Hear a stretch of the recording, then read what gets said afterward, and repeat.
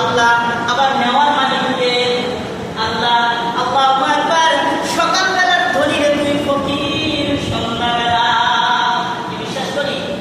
কেন বিশ্বাস করবো না? কোরআনের আয়াত একদম স্পষ্ট। সকালবেলার ধনীরে তুমি ফকির সন্ধ্যাবেলা। আল্লাহু আকবার। যে কথা বলতেছিলাম, প্রতিবেশীর হক, প্রতিবেশীর হক। আল্লাহু আকবার। একজন প্রতিবেশী গরিব, তাকে আপনি সহযোগিতা করবেন।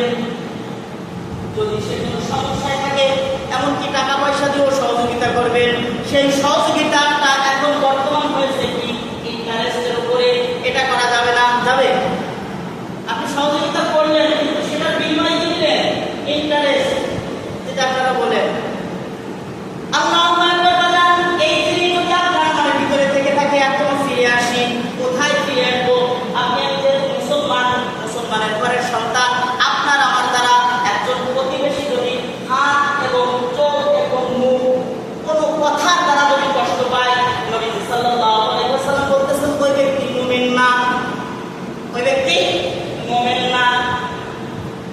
তাহলে দেখেন, আপনি আমি 5 ওয়াক্ত নামাজ পড়তেছি, সঠিকভাবে 5 ওয়াক্ত নামাজ আদায় করতেছি,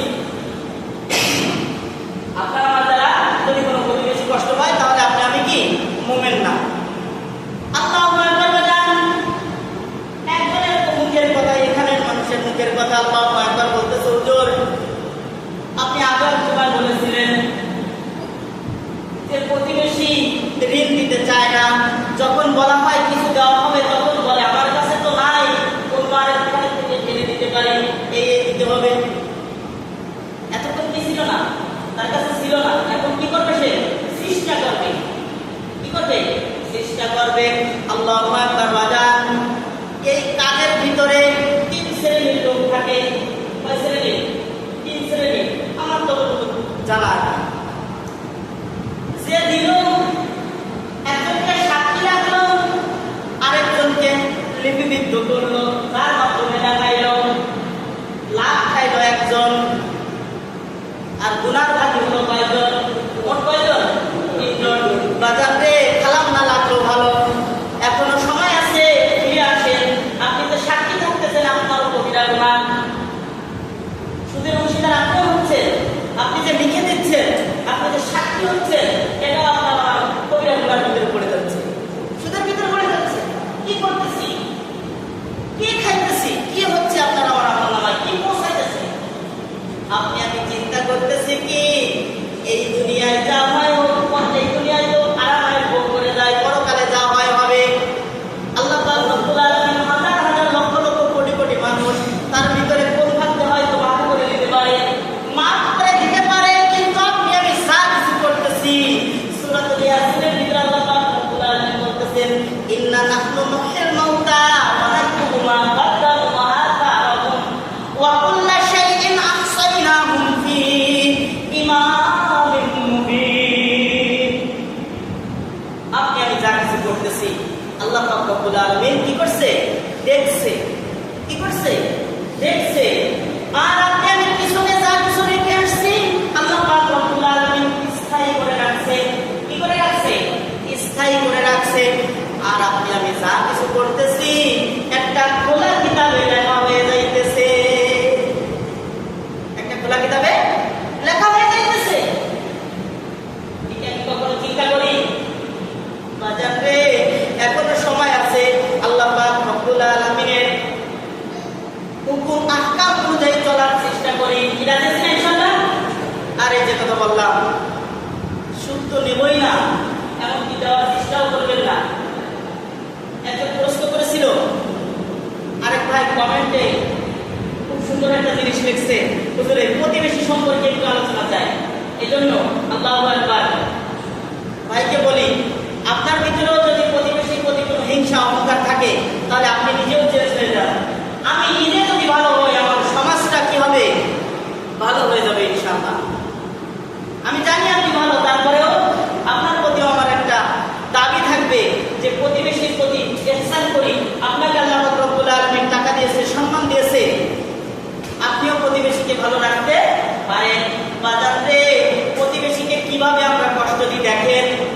আপনি যে ঝোল রান্না করতেছেন, আপনার স্ত্রী আমার স্ত্রী, এই ঝোলের দ্বারা আপনি আমি কষ্ট কষ্ট দিতেছি। হাদিস শরীফের ভিতরে আসছে নবী সাল্লাল্লাহু আলাইহি ওয়াসাল্লাম বলতেছেন সাহাবায়ে আজমাইনদেরকে নিয়ে, আল্লাহু আকবার, স্পষ্ট হাদিস বলতেছে ঝোলের দ্বারাও তোমরা কখনো কোনো প্রতিবেশীকে কষ্ট দিও না। কারণ কি, তুমি যখন ঝোল রান্না করতেছো তার একটা সুঘ্রাণ, গোশত রান্না করলে মশলাপাতি বেশি দিলে একটা সুঘ্রাণ আসে না? পার্শ্ববর্তী লোক যদি এই ঘ্রাণ পায়, তার তো ঘ্রাণ সামর্থ্য নাই, আল্লাহু আকবার, ওই ঘ্রাণ পেয়ে যদি আখ বলে, ওই ঘ্রাণ পেয়ে যদি কুক বলে যে আল্লাহ আজকে আমার টাকা নাই, আমি ছেলে মেয়েরে খাওয়াইতে পারতেছি না, আমি নিজেও খাইতে পারতেছি না। আল্লাহু আকবার বাজার, আপনি আমি আপনার আমার স্ত্রী যখন ঝোল রান্না করবে তখন নবী সাল্লাল্লাহু আলাইহি ওয়াসাল্লাম বলছে যে আপনি বলেন যে স্ত্রী ওতে আরো একটু বেশি করে পানি দাও, দিয়ে ঝোলটা একটু গাঢ় বানাও, একটু বেশি বানাও, যাতে প্রতিবেশীকে কিছু না দিতে পারলে ঝোলও দিতে পারি, তরকারির সঙ্গে একটু ঝোল দিতে পারি, তার দ্বারা আমার প্রতিবেশীর হকটা যেন আদায় হয়। আর যদি তাও যদি আপনি দিতে না চান, আল্লাহু আকবার, এখন বর্তমানে শোনা যায় প্রতিবেশী তো থাকলেও আপন ভাই, পাশাপাশি রুম, পাশাপাশি ঘর, একই ভিটায় বসত করি, এক ঘরে কি খায় অন্য ঘরে সেটা পৌঁছায় না, ভিতরে অহংকার, ভিতরে হিংসা। কারণ কি, স্ত্রীর কারণে অধিকাংশ। আল্লাহু আকবার বাজান, এমনও সন্তান আছে বাজান, যদি আপনাদের ভিতরে থেকে থাকে, আমার ভিতরে যদি থেকে থাকে, তাহলে আপনি আমি শুধরে যাব। এমনকি সন্তান কি খাইতেছে পিতা মাতাকেও দিচ্ছে না। আল্লাহু আকবার, আছে নাকি? না থাকলে আলহামদুলিল্লাহ, যদি থেকে থাকে আল্লাহ পাক রব্বুল আলামিনের কাছে দোয়া করি যাদের পিতা মাতা বেঁচে আছে আমরা যেন খেদমত করতে পারি। যেন কোরআনে কারিমের ভিতরে বলতেছেন ওয়াসাইয়াল ইনসানা বিওয়ালিদাইহি ইহসানা, পিতা মাতার প্রতি ইহসান করো, তাদের প্রতি তোমরা জুলুম করিও না। আল্লাহু আকবার বাজান, যে কথা বলছিলাম প্রতিবেশীর হক সম্পর্কে, আপনি অনেক টাকা পয়সা আপনাকে আল্লাহ রাব্বুল আলামিন দিয়েছেন, আপনি বাজার থেকে ফল কিনে নিয়ে আসছেন, নবী সাল্লাল্লাহু আলাইহি ওয়াসাল্লাম বলতেছেন যে সাহাবী, তোমার টাকা আছে, পয়সা আছে, তুমি বাজার থেকে ফল কিনে নিয়ে আসছো, তুমি দেখাইতে দেখাইতে নিয়ে আসছো, তাহলে তোমাকে কি করতে হবে? ওখান থেকে কিছু ফল তোমার প্রতিবেশীকে দিতে হবে, তা না হলে প্রতিবেশীর প্রতি তুমি জুলুম করলে। আর যদি তুমি দিতে না চাও, এমন ভাবে নিয়ে আসো তোমার প্রতিবেশী যেন ঠিক না পায়, টের না পায়। কি এটা আপনার বিবেক থেকে কি বলে? এমন সন্তান আছে, পিতামাতা যদি কোনো খাবার নিয়ে আসে, কোনো ফল নিয়ে আসে, সন্তান দেখছেন একটা হাতে করে নিয়ে বাইরে চলে যায়। কি করে? বাইরে চলে যায়। এটা নিষেধ করবেন। হাদিসে নবী সাল্লাল্লাহু আলাইহি ওয়াসাল্লাম নিষেধ করছে, তো সাহাবী তোমাদের যদি কোনো সন্তান যদি কোনো কিছু খাবার নিয়ে বাইরে যায় তোমরা নিষেধ করবা। কারণ অনেক গরিব ছেলেমেয়ে আছে, তারা কিনে খাওয়ার তাদের সামর্থ্য নাই।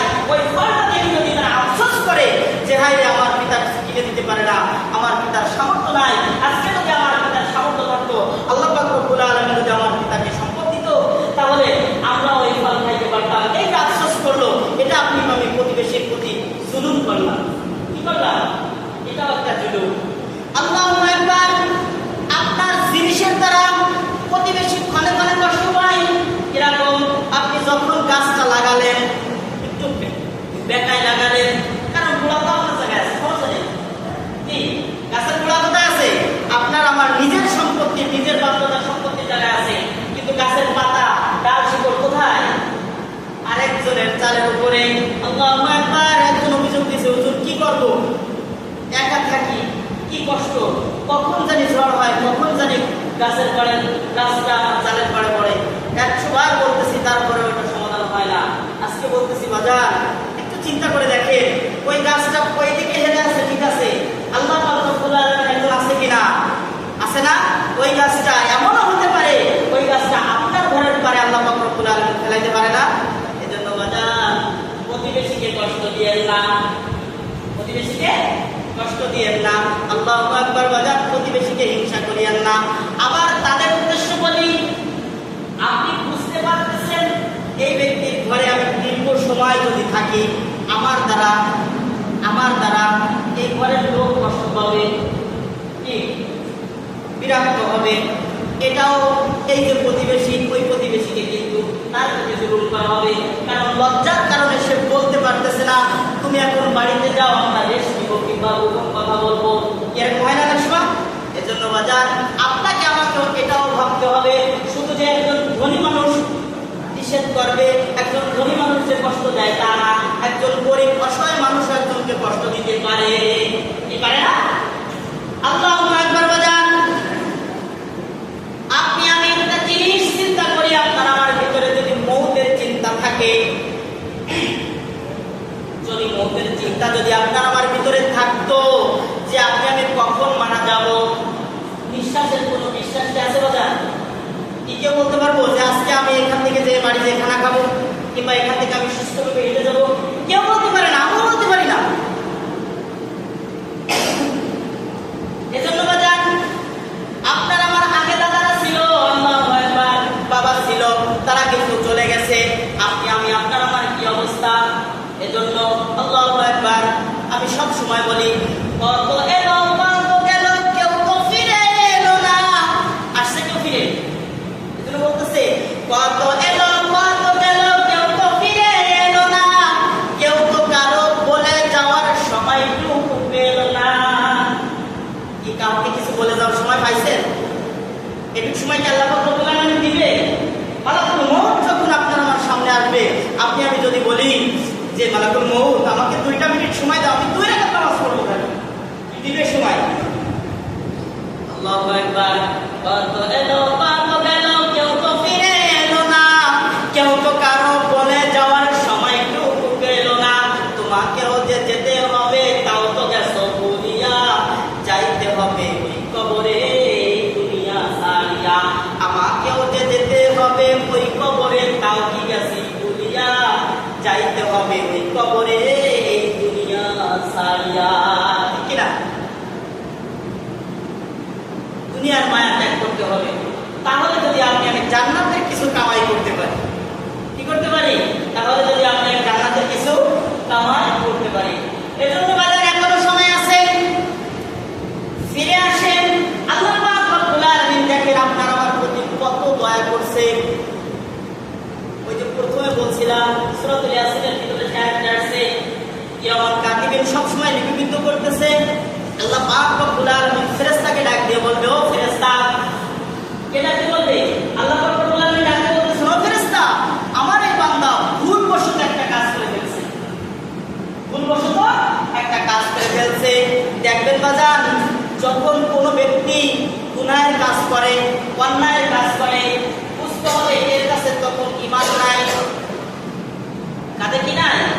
ঈমান নাই। ঈমান শুধু অবস্থায় একজন ব্যক্তি খারাপ কাজের ভিতরে লিপ্ত হয়, আবার দেখবেন এই ঈমানটা যখন ফিরে আসে, আল্লাহু আকবার, কিছুক্ষণ বাদে দেখবেন অনুশোচনা করে। কি করে? অনুশোচনা করে, রব্বুল আলামিন আমি তো ভুলবশত গুনাহ করে ফেলেছি, আস্তাগফিরুল্লাহ। কাজ হবে? খালাস নিয়াতে তওবা করতে হবে, রব্বুল আলামিন আমি তো ভুলবশত গুনাহ করে ফেলেছি, আপনি আমাকে মাফ করে দিন, আমি আজকে তওবা করতেছি, এই কাজ আমি আর কখনো করব না। আল্লাহ পাক রব্বুল আলামিন দয়ার সাগর, বহু পাহাড় পরিমাণও যদি কেউ গুনাহ থাকে, আল্লাহ পাক রব্বুল আলামিন তার গুনাহকে মাফ করে দেন কিনা? অবশ্যই দেন। এজন্য বাজার আপনি নিজে মুখে হাত দিয়ে বলতে পারবেন না আমি ঈমানদার, আমি নিজে বলতে পারবো না যে আমি পুরোপুরি ঈমানদার, কারণ আমার ভিতরে এমন একটা কাজ হয়ে যেতে পারে, তার কারণে আমার ঈমান চলে যেতে পারে। বাজার রে, তার কারণে আমি বলতে পারবো যেহেতু আপনি আমি 5 ওয়াক্ত নামাজ পড়তেছি, কারোর হক আমি নষ্ট করতেছি না, আমি কি করতে পারবো? আমি বলতে পারবো যে আমি একজন ঈমানদার। কখন বলতে পারবো? যখন আপনার আমার ভিতরে সাচ্চা থাকবে, সত্য থাকবে, তখন আপনি আমি বলতে পারবো।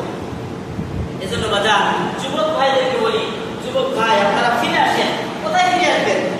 আপনারা চিন্তা করতেছেন যে এখনো তো বয়স অনেক দীর্ঘ, দাদা বেঁচে গেছে 100 বছর, হয়তো 70-80 বছর বয়স হলে তখন নামাজে যাব, অবসরটাই বাজার রে। যুবক ভাই আপনারা এখনো চিন্তা করেন, যুবক বয়সের ইবাদত আল্লাহ পাক রব্বুল আলামিন বেশি কবুল করে। আর যুবক ভাইদের ভিতরে একটা জিনিস দেখা যায়, মাস ফালা মিনাল কাই মিনাল বিদারি ফিন্না, এমন ভাবে এই যুবকটা লুঙ্গি পেতে, আল্লাহু আকবার, হাদিসের ভিতরে আসছে, মাস ফালা মিনাল কাই মিনাল বিদারি ফিন্না, এই লুঙ্গি অথবা পায়জামা দ্বারা যতটুকু জায়গা জাহান্নামে যাবে। বলেন তো, শরীরের কোনো অঙ্গ প্রত্যঙ্গ রেখে আমি জান্নাতে যাইতে পারবো? সম্ভব? এজন্য বাজান অনেকে বলে হুজুর যদি কাপড়টা উঠায় পরে ঠেঙ্গো ঠেঙ্গো মনে হয়, বাজান রে আপনি একটা দিন করে দেখেন, 2টা দিন করে দেখেন, পরবর্তীতে যখন আপনার টাকুর নিচে কাপড় যাবে আপনার শরীরের ভিতরে কেমন লাগবে। লাগে না? আমরা যারা টাকুর উপরে কাপড় পরি, যদি কোনো মতে একটু কাপড়টা শরীরের নিচে যায় তখন পায়ের ভিতরে একটা কিরকম মানে শিশির শিশির করে, কি করে না? আল্লাহু আকবার বাজান। আর যাদের নিচে পড়া অভ্যাস তাদের উপরে উঠাইলে খারাপ লাগে। বাজান রে এই খারাপ লাগাটা আপনার আমার কাল কিয়ামতের ময়দানে জান্নাতে যাওয়ার জন্য কারণ হয়ে দাঁড়াবে। কারণ কি? আমি সুন্নাতুল লিবাসে চলাফেরা করছি, শুধু এটা নয় যে নামাজে এসে তখন প্যান্টটা গুছাইলাম, নামাজে এসে শুধু প্যান্টটা গুছাইলাম। আর একটা কথা বলছিলাম, আল্লাহু আকবার সেকেন্ডে সেকেন্ডে কিভাবে কবিরা গুনাহ হয়। বর্তমানে দেখা যায় অনেকে আমরা গরু পালি না, অনেকে পালি, যারা না পালি তারাও করে অনেক সময় ভুলবশত। আপনার হাতে একটা গামছা আছে, আপনি কাঁচা দিয়ে সমস্যা নেই, কিন্তু গামছা দিয়ে একটা পেঁয়াজ দিলে আপনার হাঁটুটা যাতে ঢাকা থাকে, এই হাঁটু সতর যতক্ষণ পর্যন্ত বের করা থাকবে ততক্ষণ পর্যন্ত আপনার আমার আমল নামায় কবিরা গুনাহ পৌঁছাতে থাকবে। এজন্য বলছি যে সেকেন্ডে সেকেন্ডে কবিরা গুনাহ এটাই পৌঁছায়। এখনো সময় আছে যারা হাঁটুর উপরে কাপড় উঠান, এখনো সময় আছে তওবা করেন, কারণ এটা কবিরা গুনাহ। এই গুনাহ তওবা ছাড়া আল্লাহ পাক রব্বুল আলামিন মাফ করবেন না। কি মাফ করবেন? মাফ করবেন না। আল্লাহুম্মা আকবার। আপনি আমি নিজের দিকে একটু লক্ষ্য করি বাজান, আপনার আমার নিজের ভিতরে কি আছে? পরনিন্দায় আমি ব্যস্ত। কি? পরনিন্দায় ব্যস্ত। আলহামদুলিল্লাহ, শুকরিয়া। কেন শুকরিয়া বললাম? আপনি যদি আমার নামে ডিমান্ড করেন, আপনার আমল নামায় যতটুকু আছে ওই আমলটা আমার আমল নামায় চলে আসবে। কি ডিমান্ড করবে? কি করলাম জীবনে বা যে যাই দুই এখন তো নামাজ পড়ি, তাও যদি আরেকজনের গিবাদ করার কারণে যদি সে আমলটুকু চলে যায়, তাহলে জীবনে কি হলো? কাল কিয়ামতের ময়দানে দেখবেন আপনার আমার আমল নামা শূন্য। কারণ কি? ওই যে বলেছিলাম চূড়ায় লিঙ্ক দিয়ে সব বের হয়ে চলে গেছে। সাইকেলের টিউব লিঙ্ক হয়ে নাই, কিন্তু মেশিনের কাছে গেলে কি বলে? ওই যে চূড়ায় লিঙ্ক হয়েছে, সেখান থেকে আস্তে আস্তে আস্তে আস্তে আপনার আমার আমল নামা সব বেরিয়ে চলে গেছে। সারা জীবন 5 ওয়াক্ত নামাজ পড়ছি, আল্লাহু আকবার, কিছুই আমল নামায় নাই। কারণ কি? পরনিন্দায় আমি ব্যস্ত। এজন্য এগুলো বাদ দিতে হবে। নিজের চিন্তা করেন, নিজে কি করছি, নিজের লাইফে কি করে আসছি, এটা নিজের ভিতরে চিন্তা করতে হবে। আল্লাহু আকবার। আল্লাহ পাক রব্বুল আলামিন যা কিছু বললাম ভুল ত্রুটি ক্ষমার দৃষ্টিতে দেখে আপনারাও দেখবেন। ইনশাআল্লাহ যদি ভালো লাগে, ভালো হয়, ইনশাআল্লাহ আমরা আমল করার চেষ্টা করব। ইনশাআল্লাহ রাজি আছি না? ওয়া আখিরি দাওয়ানা